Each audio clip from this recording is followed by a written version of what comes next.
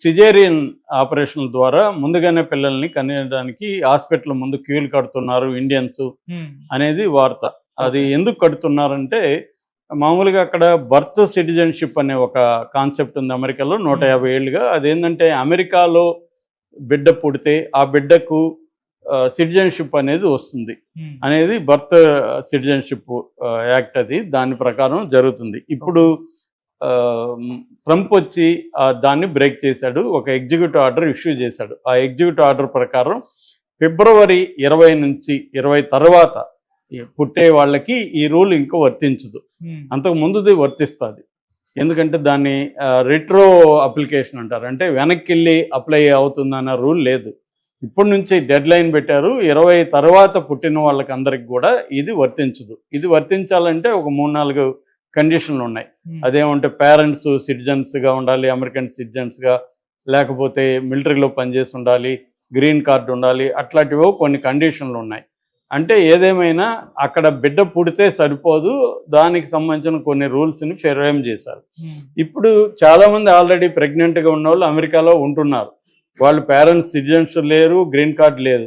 వాళ్ళు ఏదో టెంపరీ వీసాల మీద వెళ్ళడమో, అంటే టూరిస్ట్ వీసాల మీద వెళ్ళడమో, లేకపోతే స్టూడెంట్ వీసాల మీద ఉండడమో, లేకపోతే H1B మీద ఉండడమో, ఇలాగా ఏవైనా కూడా వాళ్ళు పర్మనెంట్ సిటిజన్స్ కాని వాళ్ళు అనేక మంది అక్కడ ఉన్నారు, ప్రెగ్నెంట్గా ఉన్నారు.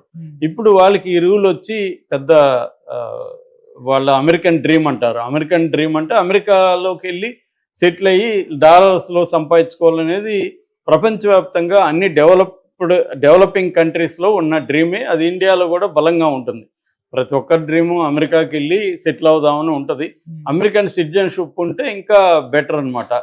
కాబట్టి అందరూ కూడా అమెరికన్ సిటిజన్షిప్కి కలలుగా అంటుంటారు గ్రీన్ కార్డుకి. సో ఇలాంటి కండిషన్లో ఇప్పుడు ఈ రూల్ తేవడం వల్ల అందరూ కూడా ముందుగానే వెళ్ళిపోయి సిజేరియన్ చేసుకొని, అంటే 9 నెలలు నిండకముందే ఇప్పుడే బిడ్డలను కనేసుకుంటే సిటిజన్షిప్ వస్తుంది. ఎందుకంటే 20 తర్వాత రాదు కాబట్టి అని అంటున్నారు. అక్కడ అమెరికన్ హాస్పిటల్స్ ఇలాగ మేము చేయడానికి మేము ఒప్పుకోమని కొంతమంది చెప్తున్నారు. కొంతమంది ఎక్కువ డబ్బులు ఇస్తే చేసేస్తా ఉన్నారు. ఇలాంటి వార్తలు అయితే వైరల్ అవుతున్నాయి.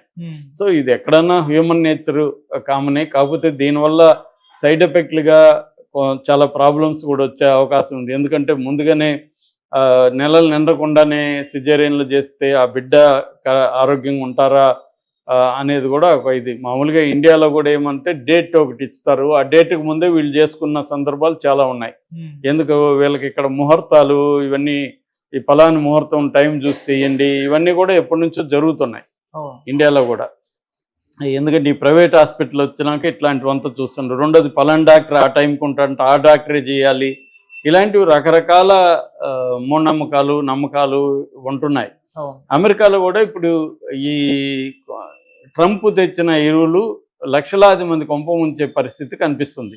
ఒకటేంటంటే ట్రంప్ ఇప్పుడు ఫస్ట్ రోజే 200 పైన ఎగ్జిక్యూటివ్ ఆర్డర్స్ని ఇష్యూ చేశాడు, సంతకాలు చేశాడు. అందులో ఇండియన్స్కి ఎఫెక్ట్ అయ్యేవి ప్రధానంగా 2. ఒకటేమో ఇల్లీగల్ ఇమ్మిగ్రెంట్స్ని పంపించేయడం. మామూలుగా రకరకాల వార్తలు వస్తున్నాయి. 7 లక్షల పైన ఇల్లీగల్ ఇమ్మిగ్రెంట్స్ ఇండియన్స్ ఉన్నారని. ఇంకొక వార్త ఏమంటే 2,20,000 మంది ఇల్లీగల్ ఇమ్మిగ్రెంట్స్ ఉన్నారని. టోటల్గా ట్రంప్ ఇప్పుడు 1,10,00,000 నుంచి 1,40,00,000 వరకు ఇల్లీగల్ ఇమ్మిగ్రెంట్స్ని బయటికి పంపించేస్తున్నాడని రకరకాల వార్తలు వస్తున్నాయి. ఒక్కొక్క రిపోర్ట్ చూస్తే ఒక్కొక్క నెంబర్ వస్తుంది. అయితే ఏదేమైనా అందరూ ఒప్పుకుంటుండేది ఏమంటే దాదాపు 10 లక్షల మంది ఇల్లీగల్ ఇమ్మిగ్రెంట్స్ని ఇప్పటి వరకు ఐడెంటిఫై చేసి వాళ్ళని డిపోర్టేషన్ అంటారు. డిపోర్టేషన్ అంటే వేరే ఏ దేశాల్లో నుంచి వచ్చారో ఆ దేశాలకు పంపించాలి. అది కూడా వాళ్ళు పంపించడం కాదు, ఈ దేశాలే తీసుకొచ్చుకోవాలి. అలాగా మనకి 18,000 మందిని ఐడెంటిఫై చేశారు. 18,000 మందిని 1 మంత్ లోపల తీసుకెళ్ళమని ఇండియన్ గవర్నమెంట్కి చెప్పారు. ఇండియన్ గవర్నమెంట్ కూడా దానికి రెడీ అయింది.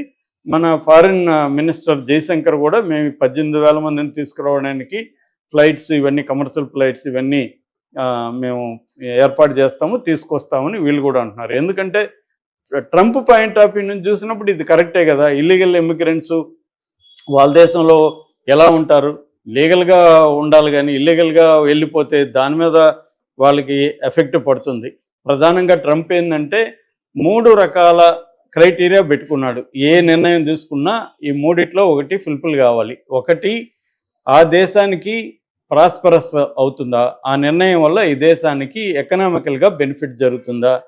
రెండు, ఈ దేశానికి సేఫ్టీ వైజ్గా సేఫ్గా ఉంటుందా అమెరికా ఈ నిర్ణయం తీసుకోవడం. మూడు, స్ట్రెంగ్తన్ అవుతుందా, అమెరికాని స్ట్రెంగ్తన్ చేయాలంటే ఈ నిర్ణయం తీసుకోవడం వల్ల స్ట్రెంగ్తన్ అవుతుందా. ఈ మూడు అంటే స్ట్రెంగ్తన్ చేయడం, సేఫ్టీ, ప్రాస్పరిటీ, ఈ మూడు క్రైటీరియా పెట్టుకొని అమెరికాను నేను మళ్ళీ స్వర్ణయుగం తీసుకొస్తా, America making great America again, MAGA అంటారు దీన్ని, మేకింగ్ అమెరికా గ్రేట్ అగైన్ అన్న ఒక మగా ప్రిన్సిపల్ని ట్రంప్ ఫాలో అవుతున్నాడు.